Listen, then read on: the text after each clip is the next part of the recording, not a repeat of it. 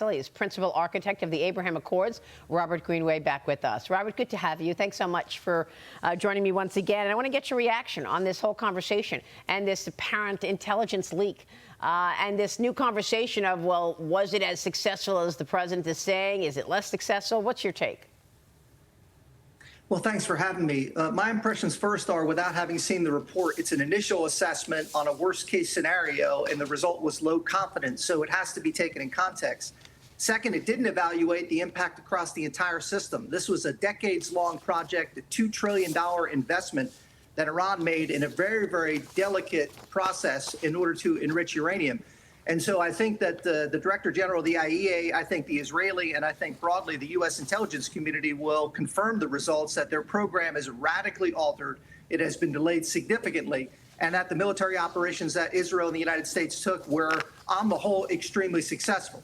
Yeah, and that's what I thought. And, you know, by the way, President Trump made the point of saying if we see any more aggression and efforts to continue building a bomb in Iran, that the U.S. would go back in and finish the job. Yeah, that's right. The two most important things to note here are, one is that the United States and Israel enjoy complete freedom of action in the airs over Iran. It has no air defenses to speak of and no air force. It cannot prevent further action. And second, the most protected and defended facilities in the Iranian inventory are completely inoperable. So there's no place to hide. And in fact, all of the places now inside of Iran that may hide or conceal the remaining enriched uranium are within Israel's capability to strike. And so regardless of the current circumstances, we have complete freedom of action should we be required to go and strike again. Yeah. Having said that, President Trump is trying to have a measured tone when talking to the Israelis as well as the Iranians. I mean, he told apparently Israeli Prime Minister Benjamin Netanyahu not to expect any more American strikes inside of Iran, and that he should stop sending his missiles into the country, and that both sides should actually keep the ceasefire in place. Do you believe the ceasefire will stay in place? I think it is holding, and I think it will hold. It's not surprising that there was took a little bit of time. This is like a massive train. To bring it to a complete halt takes a couple hundred feet.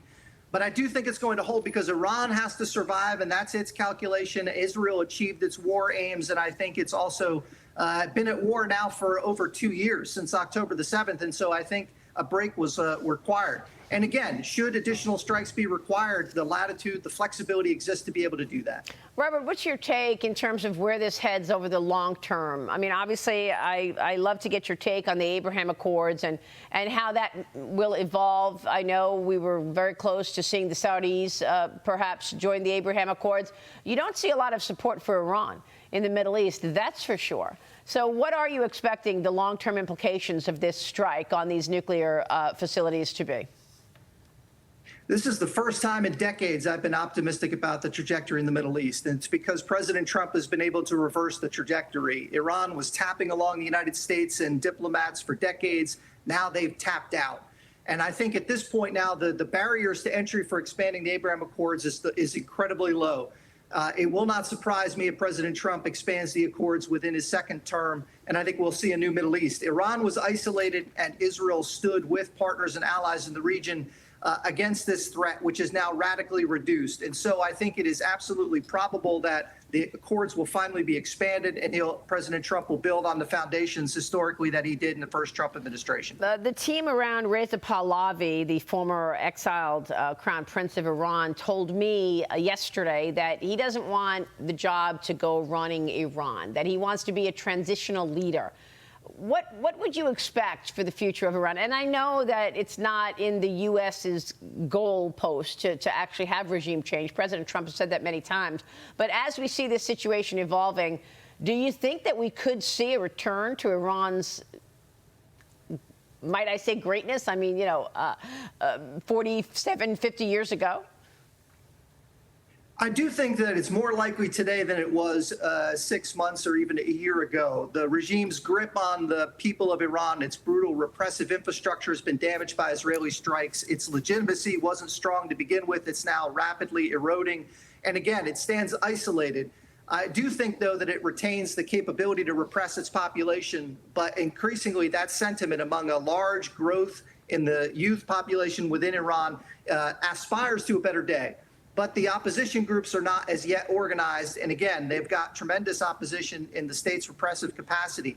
Over time, though, there's no question that ultimately Iran's going to return to better days. And I think it's important to remember they were the first to obtain a constitution in 1906 in the region. And I think it's likely they'll return. And they perhaps have a greater path to a democratic future than any other country in the region. So I do think in time, it's likely to occur. That is just fascinating. So many young people have no idea about, what was the situation there. And, to even consider that notion is really exciting. Now, President Trump is set to meet with Ukrainian President Zelensky later today at the NATO summit.